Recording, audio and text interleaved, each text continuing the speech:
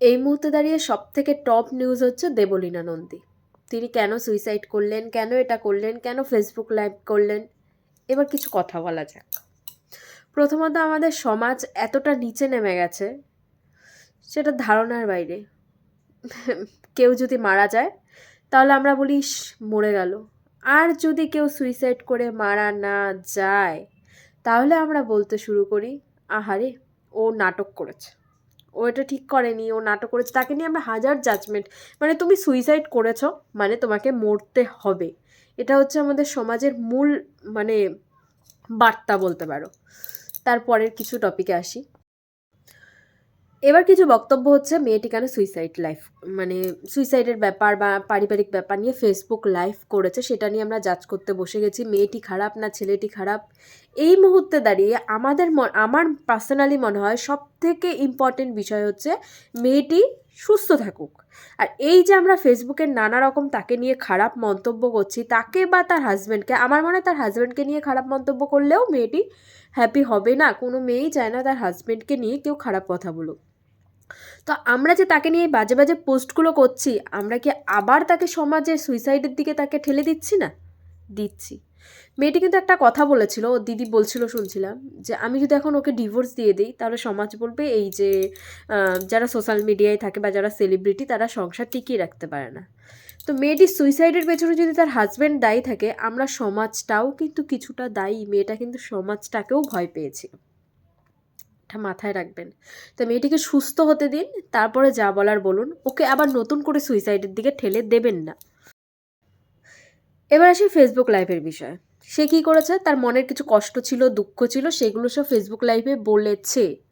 সে জাজ করতে বলেনি এখানে এসে যে আমার হাজব্যান্ডের দোষ, তোমরা আমার হাজব্যান্ডকে শাস্তি দাও, আমার হাজব্যান্ডকে এসা করো। আমরা বলছি না বারবার যে আমরা এক পক্ষ শুনে বিচার করবো না, কে বলেছে বিচার করতে ভাই? মেয়েটি কি বলেছে তোমাদেরকে বিচার করতে? আমাদের যদি কোনো মনে কষ্ট হয় আমরা কাউকে বলি। তো ফেসবুকে এত এত ফ্যান ফলোয়ার, আমরা তাকে দিদি বলে ডাকি, তাকে বাসি তো। তো সেক্ষেত্রে মেয়েটি বলেছে, বলতেই পারে। তো ফেসবুক লাইভে এসে সে তার মনের কথাগুলো বলেছে, আমাদের কাছে শেয়ার করেছে। ভালো তো, মনের কথাগুলো শেয়ার করেছে, তার মনটা হালকা হয়েছে। এখন আমরা এটা নিয়েও জাজ করতে বসে গেছি যে সে কেন পারিবারিক ব্যাপারটা ফেসবুক লাইভে এসে সে বলেনি, সে আমাদেরকে বিচার করতে বলেনি তার হাজব্যান্ড ভালো না সে ভালো। এই যে আমরা বলছি এক পক্ষ শুনে বিচার করব না, বলেছে কি বিচার করতে? মেয়েটি বলেনি তো। এবার আসি হসপিটাল বেড থেকে সায়ক কেন বারবার লাইভ করছে। আচ্ছা, আমাকে একটা কথা বলো তো, সায়কদাকে আমরা নিজেরা কমেন্ট করছি না? দেবলীনাদি কেমন আছে, দেবলীনাদি কেমন আছে, আমরা কমেন্ট করছি। তো যখন সে সেটা এত মানুষ কমেন্ট করছে, প্রত্যেকের কমেন্ট বক্সে গিয়ে দেবলীনা ভালো আছে, দেবলীনা ভালো আছে, এটা বলা তো তার পক্ষে সম্ভব না। সেই কারণে সে কী করেছে, একটা লাইভ করেছে, ফেসবুক লাইভ করে দেখিয়ে দিয়েছে যে দেবলীনাদি কেমন আছে কি। সেটাতেও প্রবলেম, সায়কদা কন্টেন্ট নিচ্ছে, ফ্রেন্ড হসপিটালে ভর্তি, কন্টেন্ট নিচ্ছে। অদ্ভুত না বিষয়গুলো? এবার আসি তার সুইসাইডের ব্যাপারটা সত্যি না মিথ্যে। একটা মানুষ সুইসাইড অ্যাটেম্প্ট করেছে, সে বেঁচে গেছে, তার মানে সেটা মিথ্যা কথা।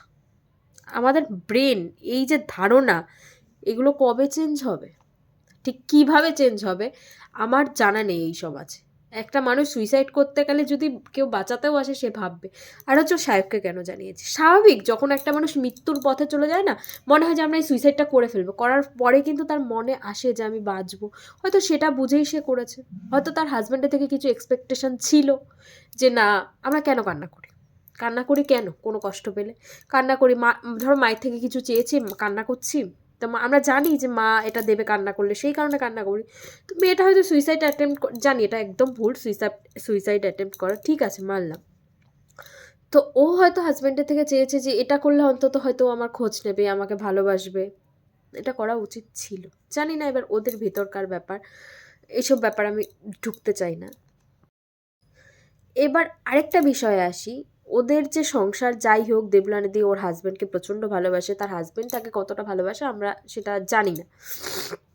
কিন্তু এই যে বাইরে বিভিন্ন তার ফ্রেন্ড সার্কেল বলো, তার মা বলে যে ওর হাজব্যান্ডের নামে বলছে এই সেই, আমার মনে হয় এই জিনিসগুলো ইমিডিয়েটলি বন্ধ করা দরকার। তাহলে হয়তো হাজব্যান্ডের এই যে কথাগুলো বলা হচ্ছে এখান থেকে কিন্তু তার হাজব্যান্ডের রাগটা আরও বাড়বে। তো তো এই সমস্ত জিনিস বন্ধ করে দেওয়া উচিত। যা যতটুকু মুখ খোলার, যা বলার আমি চাই দেবলীনাদি নিজেই বলুক, বাকি কারোর বন্ধ করে দেওয়া উচিত। তাহলে সংসারটা হয়তো টিকে যাবে না, ভেঙে যাবে, সেটা ওদের ব্যক্তিগত ব্যাপার, অ্যাটলিস্ট ভুল বোঝাবুঝির সৃষ্টি হবে না। দয়া করে এগুলো তোমরা যারা ফ্রেন্ড সার্কেলে আছো এগুলো বন্ধ করে দাও। আমার মতে যতটুকু আসলো আমি ততটুকু বললাম। আর সমাজ মাধ্যমে যে কোনো কাউকে আক্রমণ করা, তার হাজব্যান্ড হোক তাকে হোক, বন্ধ করো। তার হাজব্যান্ডকেই কেন আক্রমণ করছো? বা দেবলীনাদি এই অবস্থায় তাকে কেন মানে আক্রমণ করছো? এখন যদি তার হাজব্যান্ড কোনো ভুলভাল সিদ্ধান্ত নেয় তার জন্য আমরা দায়ী থাকবো না? বা মেয়েটা যে ভুল সিদ্ধান্ত নিয়েছে তার জন্য আমরা কিছুটা দায়ী। এই মুহূর্তে দাঁড়িয়ে যদি মেয়েটা আরও কিছু ভুল সিদ্ধান্ত নেয় আমরাও কিছুটা দায়ী থাকবো। তো দয়া করে ফেসবুকটাকে কেউ মানে কোড ভেবে নেবেন না, নিজেরা নিজেদের মতামত দিতে আসবেন না। ভালো মতামত দিন যেটা সমাজের পক্ষে ভালো। সে যেমন সুইসাইড করেছে সমাজের পক্ষে খারাপ, কাউকে সুইসাইডের পথে ঠেলে দেওয়াটাও সমাজের পক্ষে খারাপ।